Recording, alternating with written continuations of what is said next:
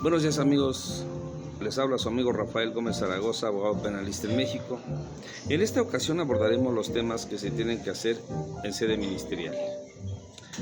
Primero abordaremos cuando te toca hacer el papel como defensor particular del imputado. Puede ser con detenido o sin detenido. En el segundo punto abordaremos el tema cuando tienes que representar a la víctima, entonces ahí serás asesor jurídico privado. Vamos a ver la vertiente cuando eres defensor particular del imputado.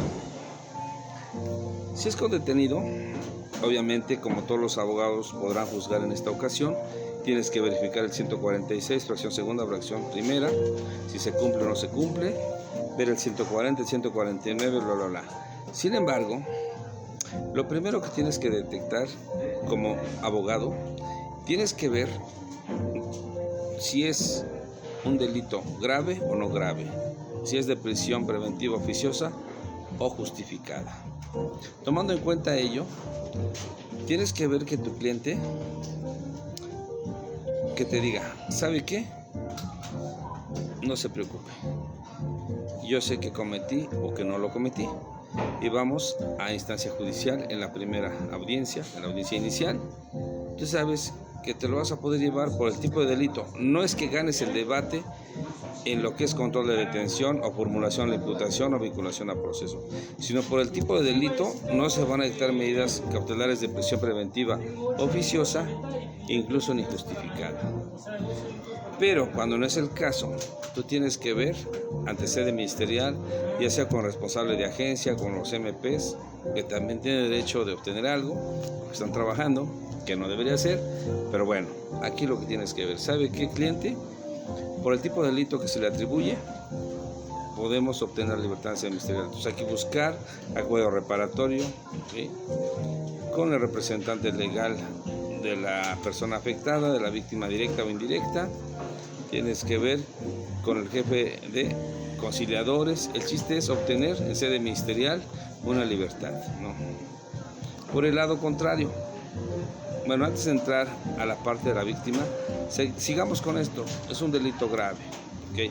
Ahí mismo tú como abogado tienes que ver la conducta, la tipicidad, la antipicidad, la punibilidad, todos los elementos del tipo penal, sea que uses teoría platónica, ¿sí?, o lo que ahorita se maneja en el Código Nacional o en el Código Sustantivo, es decir, el Código Penal de la Ciudad de México. Hablemos del caso de la Ciudad de México. Pero si tú ves que es un delito no grave, pero pretende llevarla a sede judicial en la audiencia inicial o continuación, no lo permitas. Tú tienes que decirle, ¿sabe qué? Fiscal, ¿sabes que MP? Tienes la atribución. Yo voy a llevarme a mi cliente en sede ministerial. No quiero que vaya a la perrera, no quiero que pise a la cárcel, no quiero que vaya a la primera audiencia, y lo trabajas. Ahora vamos a la parte como víctima, como asesor jurídico de la víctima. Lo primero que tienes que buscar es que se cierre la carpeta en ese momento. Para ello tienes que dar una motivación. Entonces ya no va a quedar abierta la carpeta para continuarla con el otro turno. Tienes que cerrarla para que después a los 4 o 5 días se vaya a mesa de trámite. ¿Qué significa eso? Que tú vas a poder ya exigir o ya que se hagan lo que le llamaban antes las diligencias básicas, ahora son actos de investigación, datos y medios de prueba, ¿sí? Entonces, aquí lo que tienes que hacer es, lo más importante como asesor jurídico a la víctima, ahora de este lado, tienes que lograr que le notifiquen al posible imputado que hay unas medidas de protección a favor de la víctima y en contra de ese imputado en términos del 137 o en la Ley General de Víctimas. Estas dos cosas, la primera como defensor es lograr que no se vaya al reclusorio tu imputado, y si estás del otro lado como asesor jurídico de la víctima, que sí se le notifique al contrario las medidas de protección para que se dé cuenta que ya se inició una investigación en su contra. En esa tesitura ya no va a volver a molestar a la víctima, porque ya va a saber que ya hay una investigación en su contra. Entonces, de manera general, a los abogados que son emergentes, que están estudiando, que vienen egresando a una facultad de Derecho, no es que desistan de estudiar una especialidad, una maestría, un doctorado. Eso es importantísimo. ¿Por qué? Porque tienes que saber la dogmática jurídica y el derecho procesal. Lo que le llamamos como abogados es el continente y el contenido, es decir, el derecho procesal y el derecho sustantivo. El derecho sustantivo es las conductas típicas que están escritas en el Código Penal, que tiene una parte general y una parte especial. La parte general es todos los requisitos que tienen que reunirse para poder tipificar una conducta. Y de manera especial es por tipo penal. Por ejemplo, comete el delito de homicidio que priva de la vida a otro, ¿sí? Comete el de robo, el que se apodere de un mueble o muero ajeno sin consentimiento del que lo detenta o que puede disponer. Entonces, ¿de qué sirve saber tanto por temas, ¿sí? En teoría, aquí el objetivo es decir a los alumnos, a los abogados, ¿saben qué, jóvenes? En sede ministerial tienes que procurar dar resultados. De que si estás como defensor, que tu imputado no pise el reclusorio, que no vaya a la perrera, que no pase la primera audiencia y obtiene la libertad en sede ministerial. Hay varias opciones, ya les dije, por el tipo de delito, ¿sí? Y como asesor jurídico tienes que lograr que se le notifique al imputado para que disminuya su actuar sobre la víctima o las víctimas indirectas. Amigos, de manera general este día se trató como tema introductorio a derecho penal de contratar un abogado con experiencia, que sepa llevar un juicio, que sepa etapa inicial, etapa intermedia, etapa de juicio, apelación, amparo directo, amparo en revisión.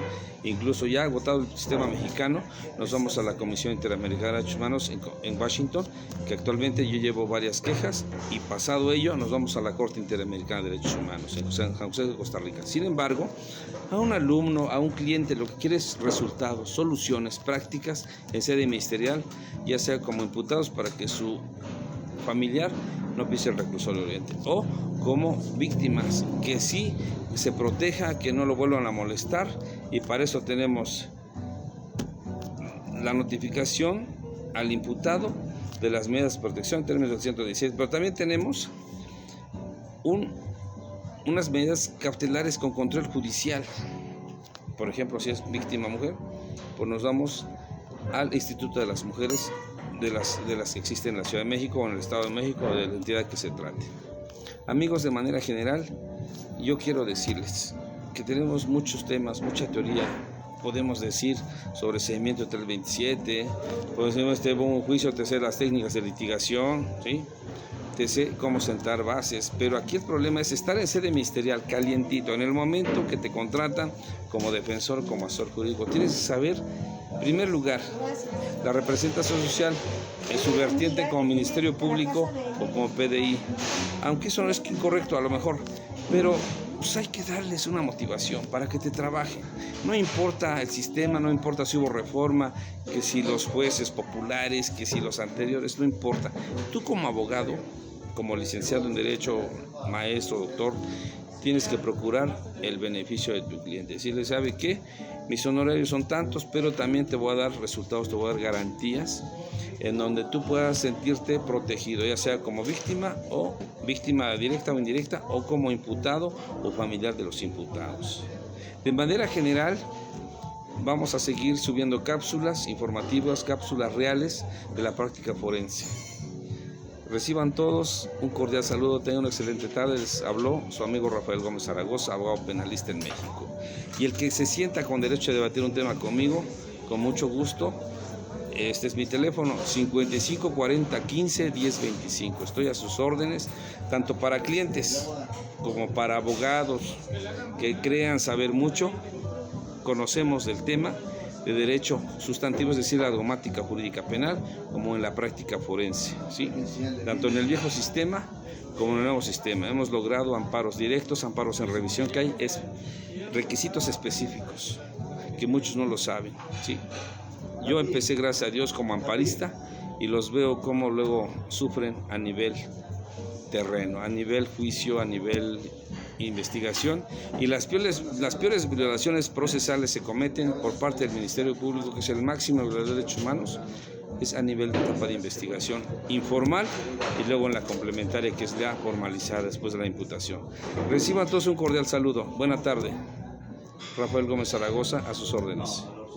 55 40 15